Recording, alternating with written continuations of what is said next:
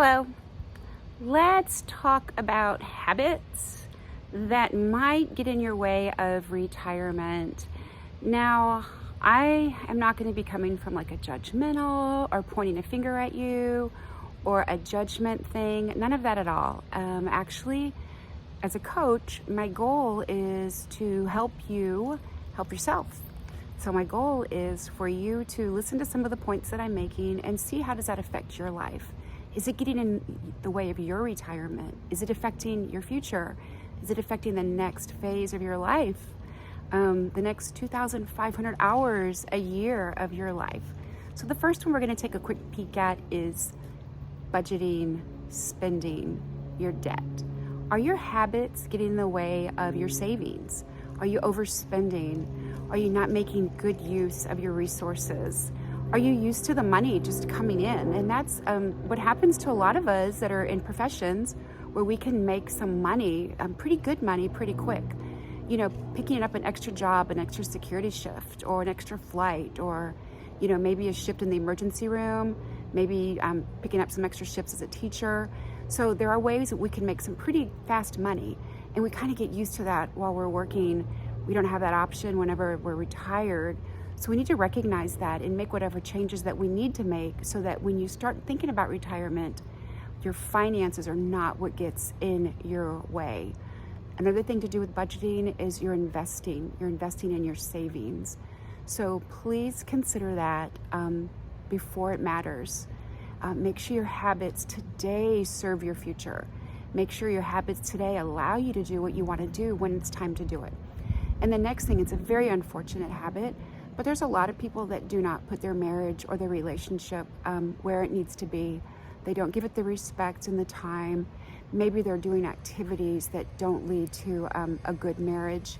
And then when it's time to retire, not only do you find yourself alone and all these plans that you had are gone, but so might be your pension, half your pension depending upon where you live, your investments, your savings, all that could be gone because you didn't take care of your marriage, you didn't take care of your business. Bad habits might have really caused some problems that you end up paying a very high price when it's time to retire. Horrible, horrible, painful to watch, heartbreaking to watch people go through that. Another habit that individuals might have to tweak a little bit is their activity. Are you staying active? Are you moving around so that you can move around when you retire? Again, you have a long time left living, hopefully, after you retire, that you're going to want to be active. You're going, all those things you wanted to do, now that you're going to have the time to do them, you want to be able to do them.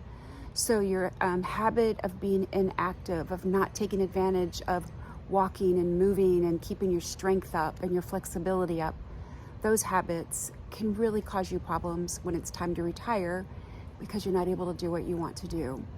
Kind of related to that is how and what you eat and when you eat. A lot of us have really bad eating habits because we're up all night, we work crazy hours, rotating shifts, all that stress eating and everything. That does not do well. What we might be able to handle in our 20s and our 30s as we get older can really lead to problems for us. So please look at your eating habits and see how that could negatively affecting your ability to retire. Now people go, well, what do my eating habits have to do with retirement?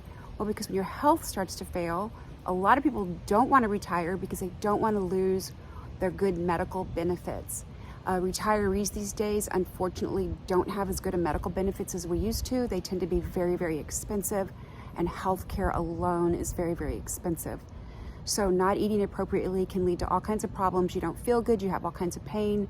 You also end up paying quite a bit of money for your medical treatments that are related to bad eating habits. But it's all not all negative. This sounds like, negative Nelly. No. Doesn't matter if you aren't retiring for 5 years, you're retiring next month, or maybe you retired a couple years ago. It's never too late to start making some improvements in your habits. Now, habits can be a funny thing. It isn't willpower. There's a whole entire science behind habits, and I look forward to bringing some of that information to you maybe next week. But right now, the best way to address a bad habit is to be aware of it, to think about it, look at the damage that it's causing you, the risk that it's causing you, and try to find something to replace it. Try to find something to replace that habit or that activity that is not leading to the life that you want, the possibility of retirement or the quality of retirement. So that is it for that.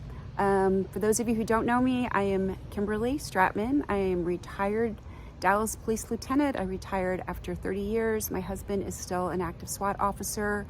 And all this stuff that I come and talk to y'all about, been there, done that, or I am coaching other individuals through that, seen it with people that matter and respect him. I respect very, very much. And so I am a retirement coach and I am a life coach. So I hope you help yourself. You've been serving others for so many years. Let's take care of you, and please never forget that you are worth your efforts. Thank you.